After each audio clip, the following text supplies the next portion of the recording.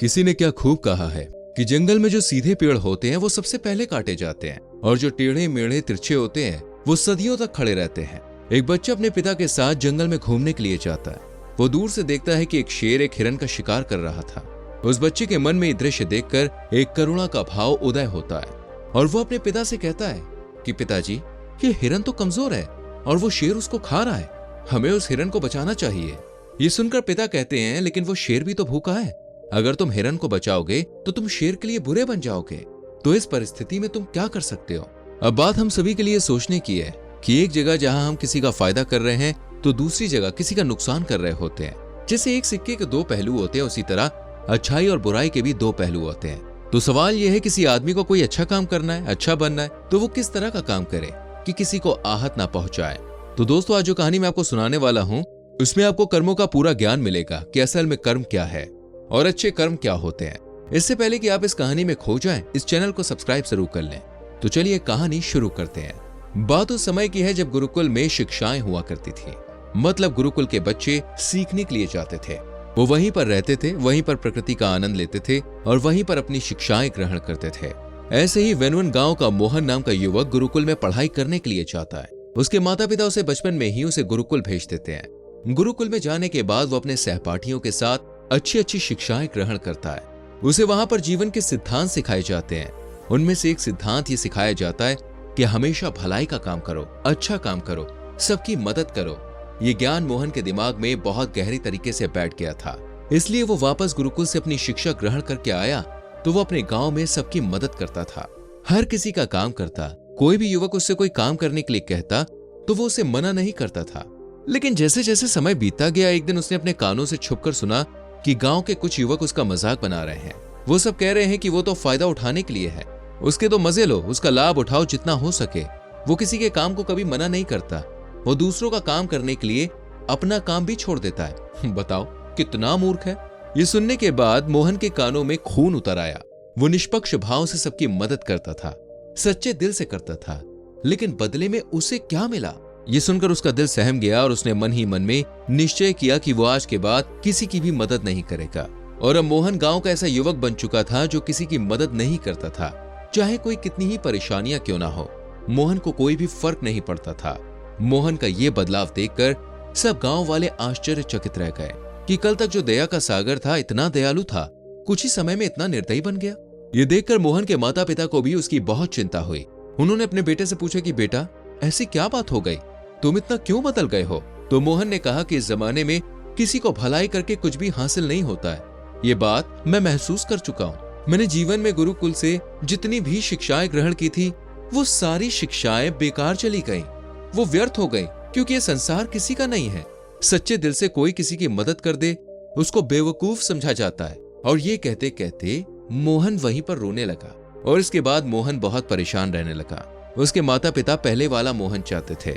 वो वही मोहन चाहते थे जो सभी लोगों की मदद करता था, लेकिन उनका बेटा कहीं दूर निकल चुका था। दिन पर दिन हालत और भी गंभीर होती गई।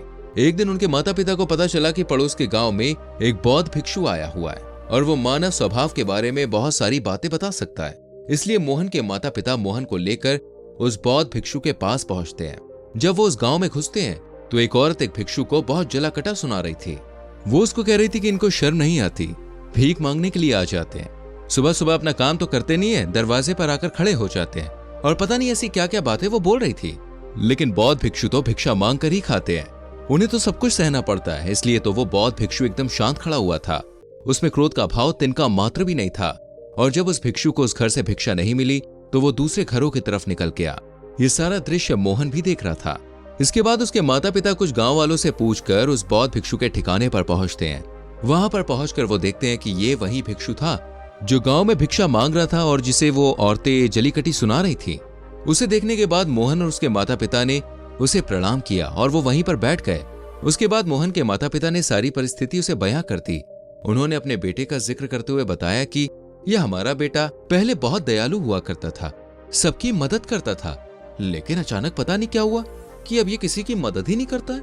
कोई इसके सामने मर भी रहा होता है तब भी उसे बिल्कुल पानी तक नहीं पिलाता। ऐसा स्वभाव हो गया इसका। हम कुछ समझ नहीं पा रहे हैं, ये बदलाव अचानक कैसे हुआ।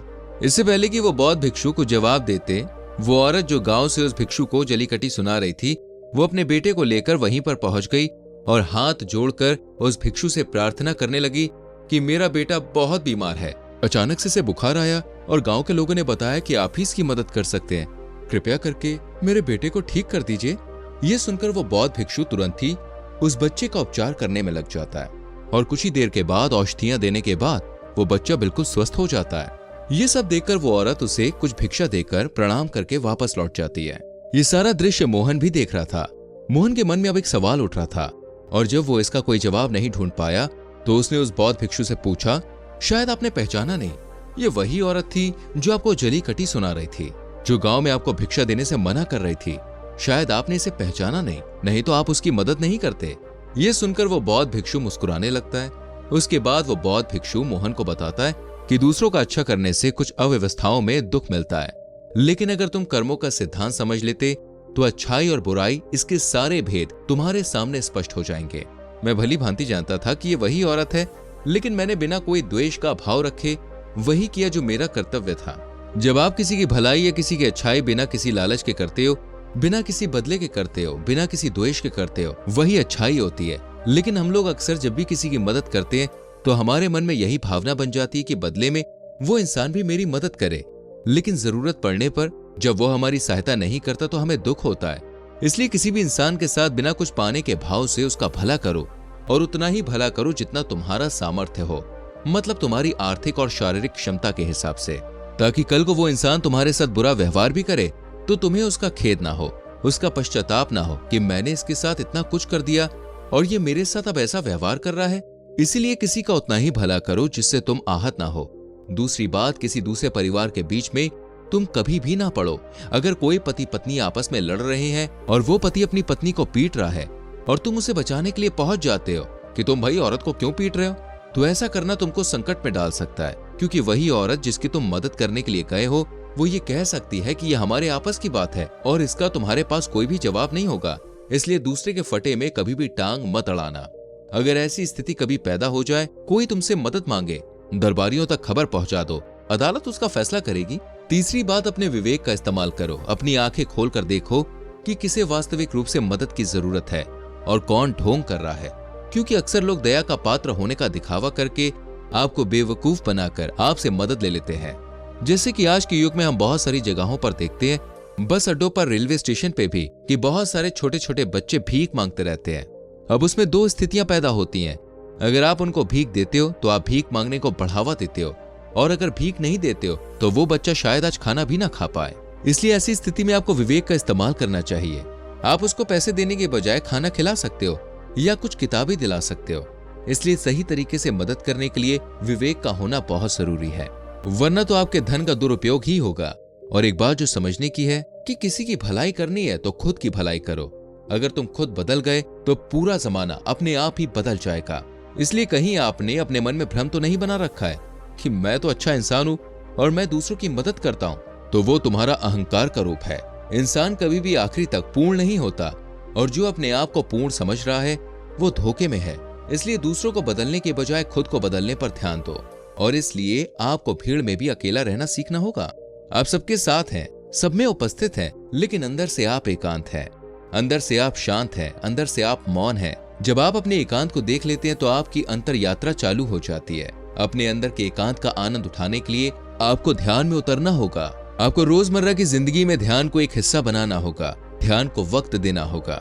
उसके बाद आप पाएंगे कि आपके अंदर के एकांत के समान आनंद इस दुनिया के किसी भोग में नहीं है, किसी वस्तु में नहीं है, किसी वासना में नहीं है। नदी के किनारे पड़ा हुआ छोटा सा पत्थर भी उस नदी के बहाव में कट कट कर बहुत मुलायम हो जाता है। उसमें कोई दरार, कोई कोना नहीं बचता। उसी तरह ध्यान के निरंतर बहाव से बहने से हमारा मन उसी तरह निर्मल हो जाता है, जिसके बाद हम किसी भी चीज को महसूस कर सकते हैं, जिसके बाद हम वर्तमान का मतलब समझते हैं, जिसके बाद हमारे अंदर करुणा का उदय होता है। वो करुणा जो किसी विषय वस्तु से नहीं जुड़ी हुई है। इसलिए दोस्तों, आज से ही अपने अंदर यात्रा चालू कर दीजिए। अपने जीवन के आनंद को पहचानिए, क्योंकि इंसान की जिंदगी बहुत छोटी होती है। पता नहीं कब आखिरी सांस आ जाए, तो जीवन के जो पल बचे हैं उन्हें उस परम आनंद में बिताओ। तो दोस्तों, कैसी लगी ये कहानी आपको कमेंट सेक्शन में जरूर बताना। अच्छी लगी हो तो चैनल को सब्सक्राइब जरूर करना। मिलते हैं आपसे अगली कहानी में, तब तक के लिए अपना ख्याल रखिए। Bye bye.